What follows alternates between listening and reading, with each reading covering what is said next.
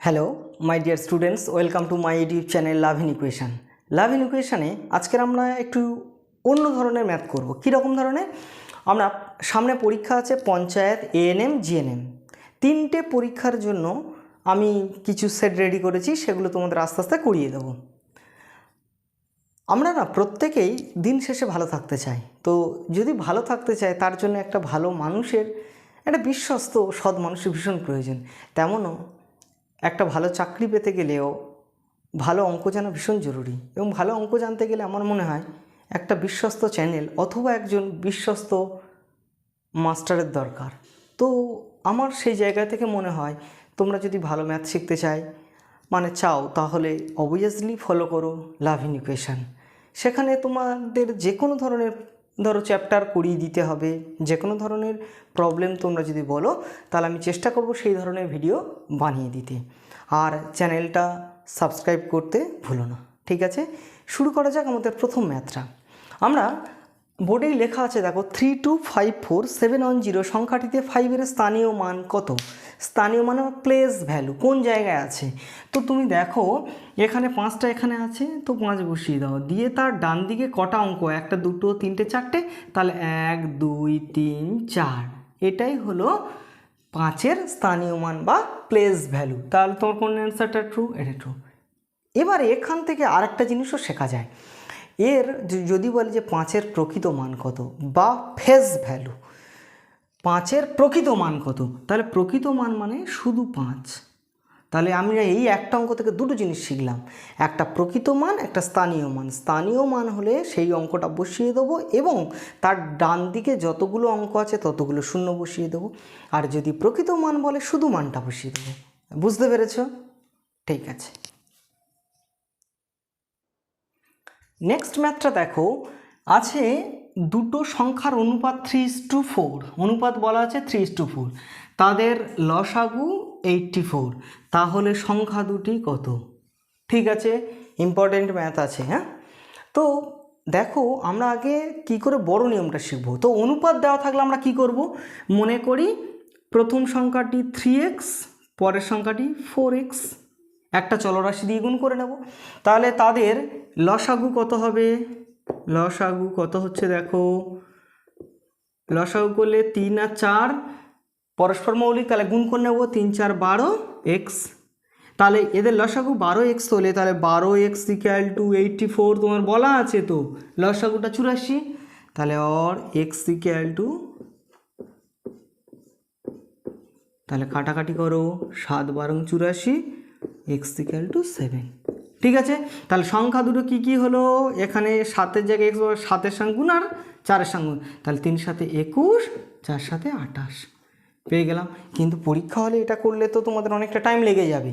তাহলে আরেকটা শর্টকাট নিয়ম বলবো, কীরকম দেখো, এক লাইনে মনে রাখো, শর্টকাট ট্রিক্সটা বলে দিচ্ছি। দেখো কীরকমভাবে মনে রাখবে, লসাগু বলা থাকলে লসাগু ওপরে লিখবে, ভাজিতক অনুপাত দুটোর গুণ।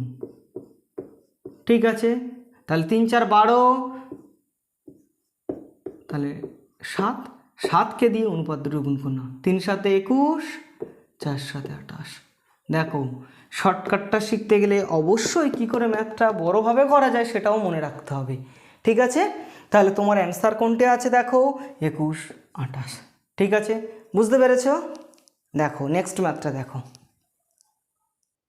দেখো এখানে একটা সরল আছে, সরলটা দেখো এই রকম।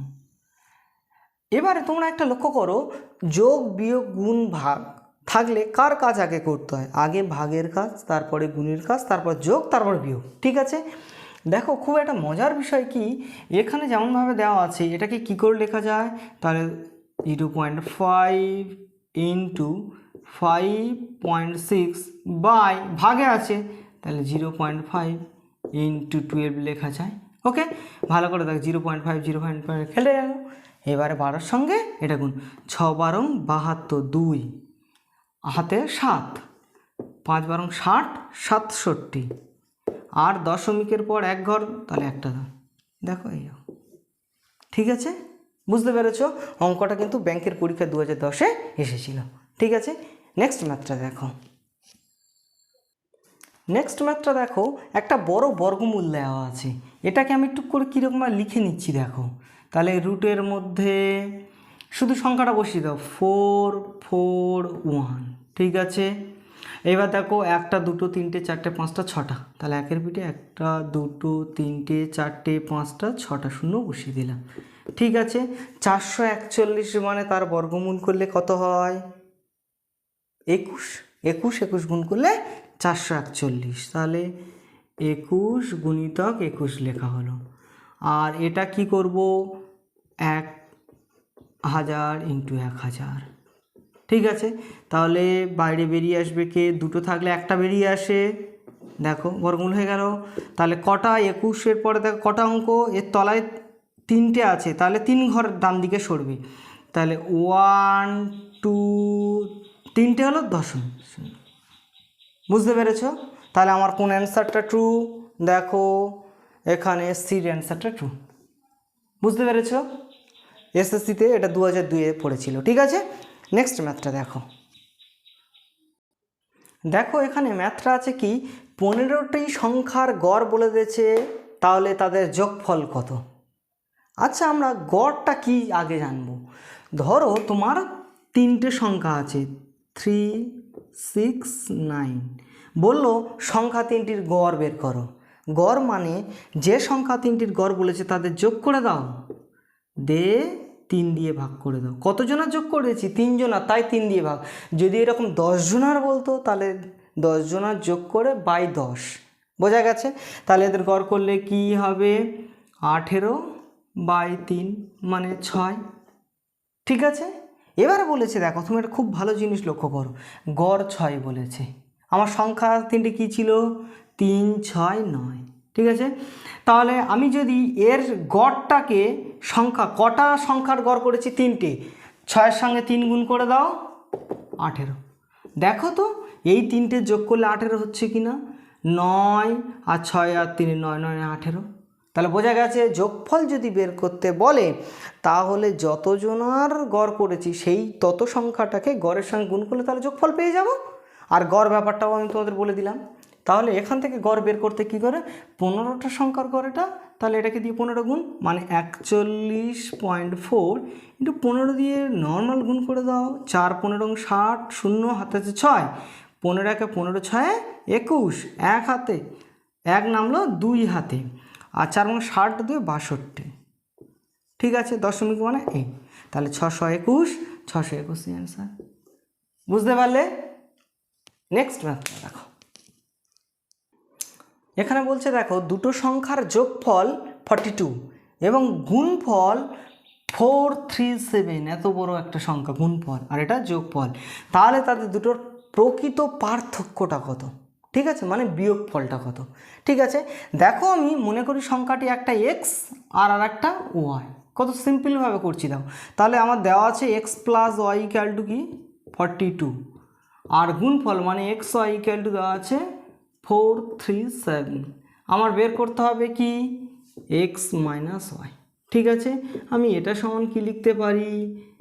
এক্স মাইনাস ওয়াইয়ের হোল স্কোয়ার লেখা যায়। ক্লিয়ার? এইবার এটাকে লিখছি, দেখো আমার তো মাইনাসের ভ্যালু জানা নেই, তো প্লাসের ভ্যালু জানা আছে, তাহলে প্লাসের ভ্যালু দিয়ে করি। X plus y whole square minus 4ab, এটা তোমার বীজগণিতের সূত্র বসিয়ে দিলাম। এবার দেখো এক্স প্লাস ওয়াইয়ের মান কত?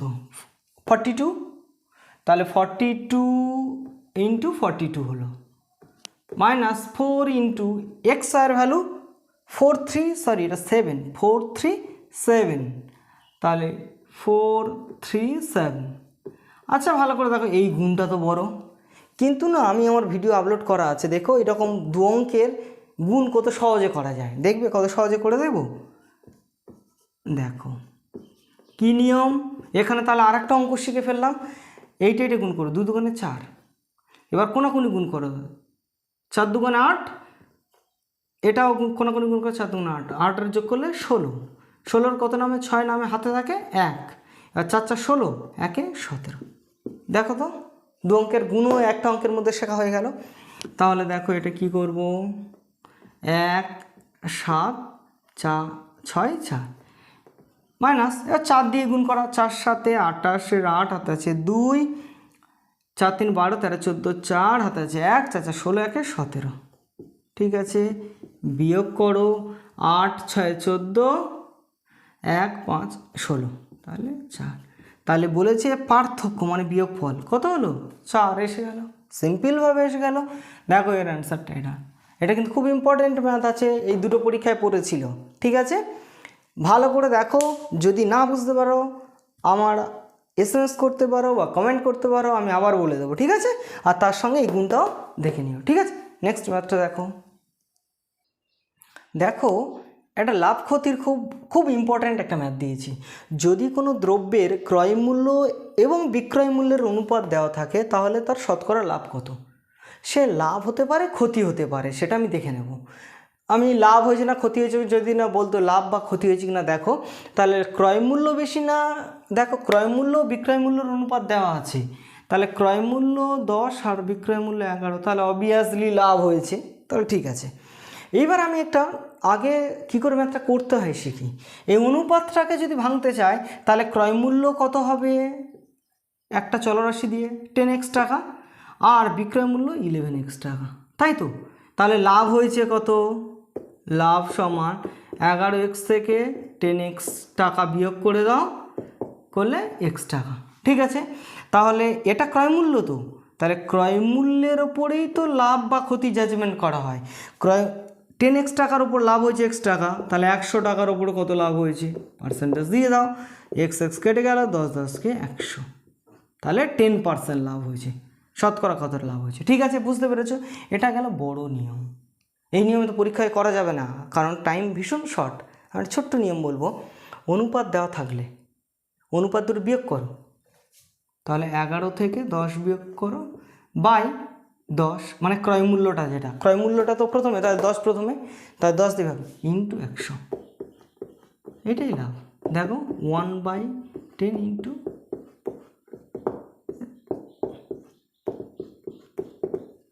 এটা যদি জানো 1 সেকেন্ডে করা যায়।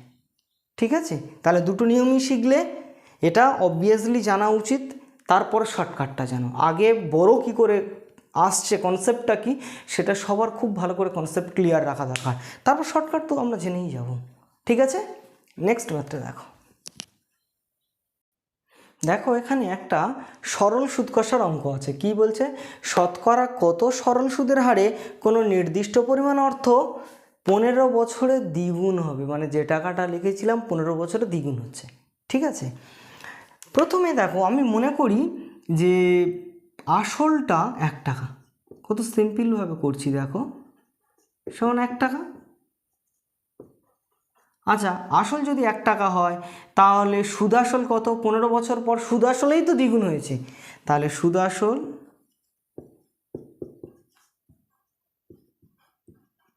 2 টাকা। তাহলে অতএব সুদ কত, সুদ আসল থেকে আসলটা বিয়োগ করো, তাহলে 2 বিয়োগ 1 টাকা, মানে 1 টাকা। ঠিক আছে, আমাদের সূত্রটা কি, সুদ I = PRT/100। ওকে, তাহলে দেখো আইটা কি, সুদ মানে 1, পিটা আসল 1, আরটা বের করতে হবে, টিটা 15 বছর বাই 100, তাহলে অর R = 100/15, 5 দিয়ে কাটাকাটি করো, 5 কুড়ি 5 3 15, তাহলে 20/3। ওকে, এবার 3 দিয়ে ভাগ করো, 3 6 18, 2 3। ঠিক আছে, তাহলে দেখো তোমার কোন অ্যান্সারটা, বির অ্যান্সারটা ট্রু।